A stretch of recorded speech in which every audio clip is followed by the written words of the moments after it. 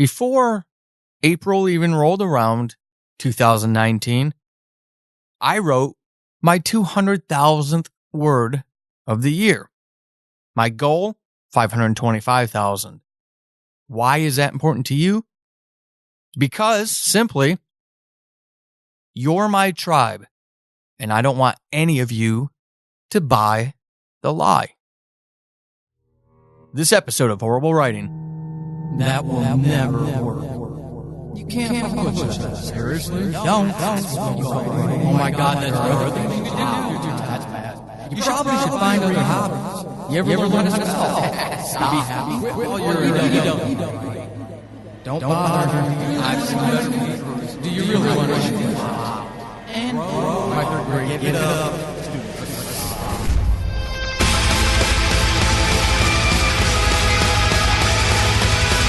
Welcome to Horrible Writing, the rawest, most candid, in-your-face writing show on the interwebs because none of us have time to suck. Let's do this.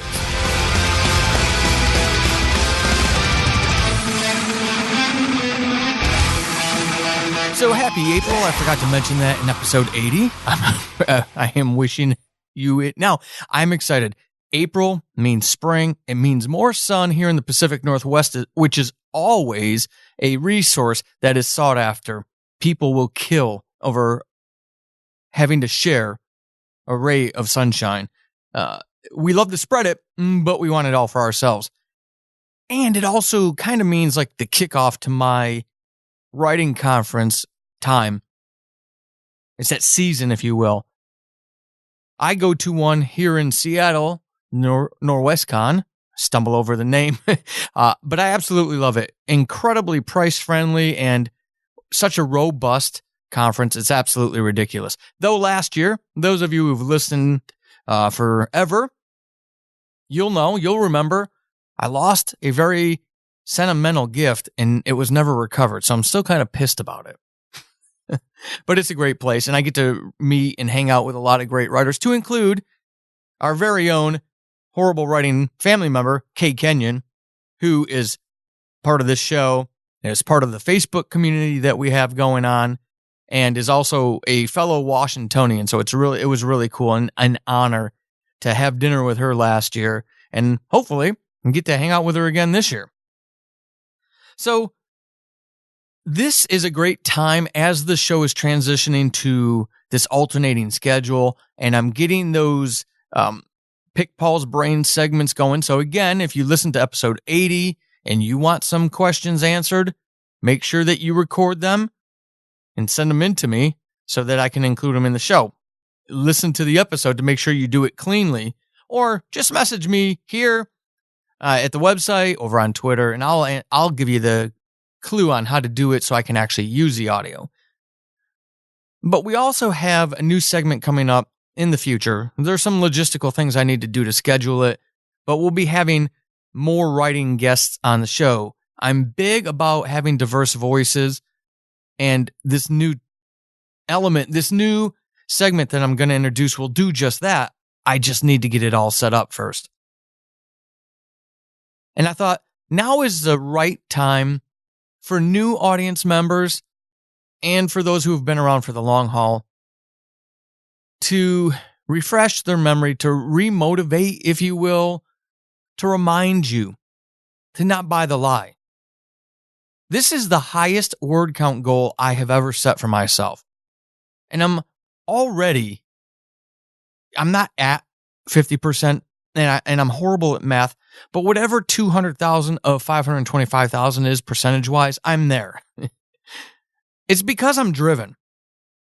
And I'm driven because at every point in my life, I've been told I can't.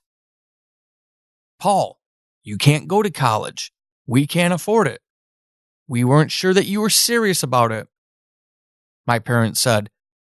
So I joined the military because the military in the U.S. gives you the Montgomery GI Bill to pay for college. I earned 30 degrees, including an MBA. Paul, you'll never make staff sergeant, which is the rank of E5 in the Air Force, told to me by a master sergeant, which is an E7, a senior NCO, senior non-commissioned officer. I still remember his name. I will not share it. I can still remember sitting across his desk and the way he looked at me when he said it. Not only did I make it, but I surpassed it on the enlisted side of the house. I went to E6, tech sergeant. But not only that, after I finished my bachelor degree, I earned a commission with the Air Force, became a second lieutenant, moved up the ranks in the officer corps. I retired at a rank far superior to the man who told me I wouldn't even make staff sergeant.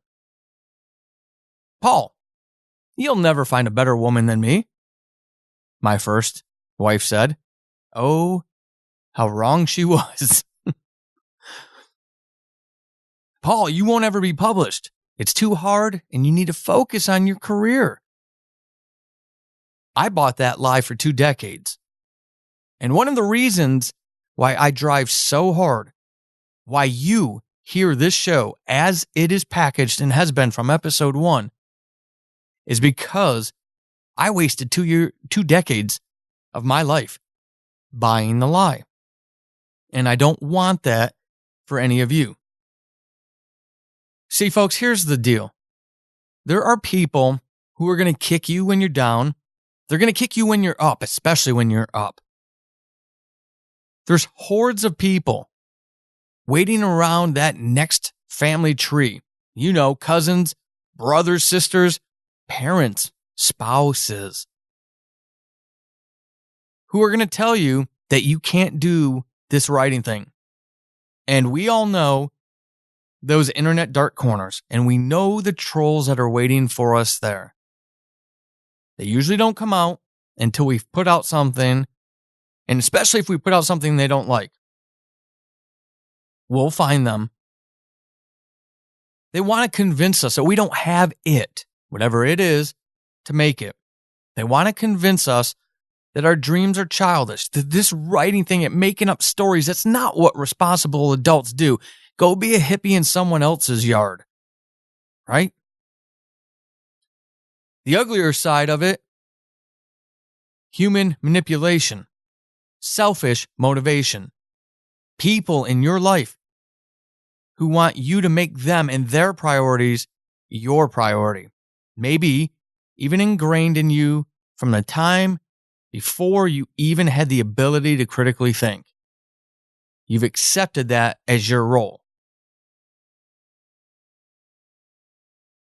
And they'll manipulate you to feel better about themselves. They're going to tell you your writing sucks. Not in such explicit words, but it's there, underlying. They'll tell you nobody's going to buy your book, that authors don't make money anymore. Sometimes these messages come within writer communities. People quit. They become disenfranchised, disillusioned, jealous, envious. They don't want anybody else to succeed. They are following the mindset. They're following the evidence that their mindset is already focused on. They're not doing the things they need to do to become commercially successful in the marketplace as it stands today.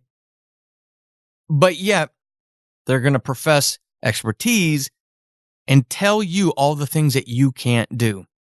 Paint that bleak picture. They'll tell you that this is impossible. You got to come from privileged backgrounds. You got to live in California and know people. You got to be related. And here's the thing. Each and every single one of those people is full of crap. If you are a listener to this show, you've heard me mention this before, and I wholeheartedly, fully believe it. My 3D theory: drive, determination, and discipline. That's what it's all about. You're going to develop the writing voice. You're going to develop the talent. You're going to write and develop the processes, your writing processes. You're going to study. You're going to work. All those things that you might not possess today to write a great novel with drive, determination, and discipline, you will. You have to possess those. I can't make you do it. And I don't want to make you do it. You have got to want this yourself. Motivation is internal. I can do nothing for you besides give some advice, create an atmosphere, an environment, a family like the Horrible Writing Writer Support Group on Facebook, where we can celebrate and commiserate together. But it's always down to you. You are accountable to you. I'm accountable to me. I have failed no one in my writing journey except for myself. I have to look that gorgeous, slick-headed man with the stunning green eyes in the mirror and explain why I let him down. And that's a conversation I don't want to ever have. The 8-year-old in me only ever wanted to write stories. That's it. But the 18-year-old, the 28-year-old, the 38-year-old me fell for the lies. I fell for the lie that you have to grow up and do grown-up things and be responsible for grown-ups and act like a grown-up. I fell for the lie that you have to buy a house. You're not an adult unless you own a home. I fell for the lie that you have to fit into the mold society has set for lemmings, people who don't question, people who just go do what's expected of them. And I am no steak knife. I'm a butter knife in a drawer full of steak knives. I wasted the vast majority of my adult life being a lemming. No more. I'm committed, and I'm committing the rest of my life, whether that's a week or another 60 years, to this thing that I've always wanted to do. It was very clear to me. Always very clear to me. If you're a listener of this show, you know the story. Winning the second grade writing competition, 8 years old, doing the book tour around my elementary school, reading to my other classmates in their classes. My vampire versus werewolf story, which predated all the popular ones that you actually know of today. That's who I was. But because I had fear-based parenting, I had an environment in a dead-end town where the only chance of hope was getting out of it. Once you got out, you could begin to hope. I had parents who never went to college. They didn't see the potential or the purpose, so they didn't push us for it. It's no mistake that I'm the only one of my siblings that went to school. Never mind earned 3 degrees.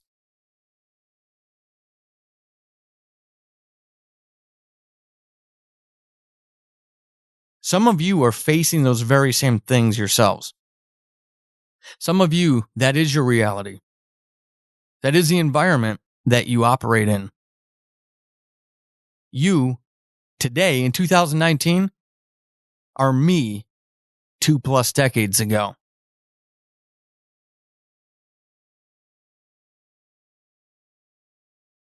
There's space for all of us out there. We have to decide, we have to make that decision, be determined to take that space and say no more. There's no more of this false dichotomy that I can't do something I enjoy that I want to do and also meet some of your needs. If you're in one of those relationships that far too many writers have admitted to being in, where they have to give up their dream of writing because it's selfish. They get guilted into giving it up. If you're not a parent yet, or if you're a young parent, let me give you some free life advice. Those kids are going to grow up, and you're not going to be a priority for them. Even if they love you with every ounce of their young adult ability to love, they're still going to go hang out with their friends and do their social things and chase their love. And you will always be that foundational thing that's there, and they miss you and they love you. But If you give up all your dreams and wait for that moment, are you willing to give up 2 decades when you could have found and struck a balance? You can. Now, when they're tiny, infants, not practical probably. But beyond that, there is time. You just have to have that drive, that discipline, and that dedication to carve it out for you to take your space. No more excuses. In 2018, I published 3 times. And in that time, I've seen more talented writers sitting on their manuscripts, waiting to find that right word for that one sentence or those 10 sentences. I've seen incredibly talented people fight that endless battle to find the right editor, the right agent, the right magazine, somebody, the right person, the right somebody who will take that story for them. I'm scheduled to publish 3 times in 2019. That means over the past 20 months, I'll have published 6 times, 6 books, if I pull this off. 6. All while thousands, tens of thousands of people are sitting on their stories, being held back because they bought the lie. I'm chasing my 8-year-old self's dreams. I can because the barriers are out of the way. I removed those barriers. So what are your barriers?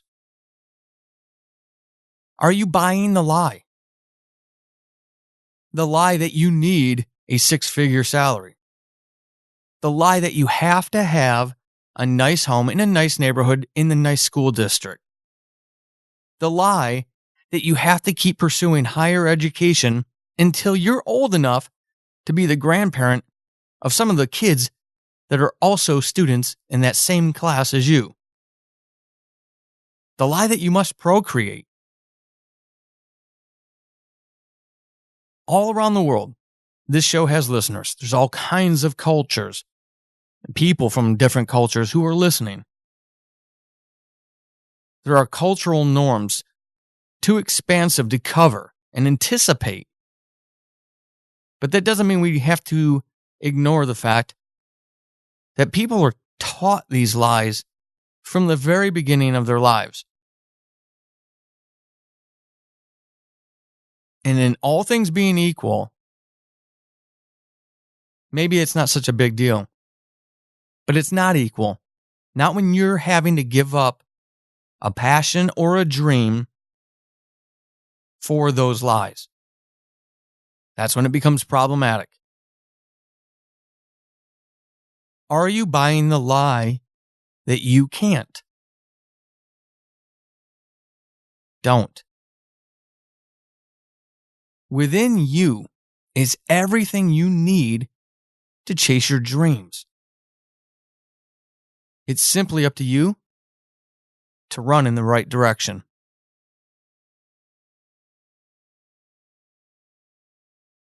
Until episode 82, keep being epic.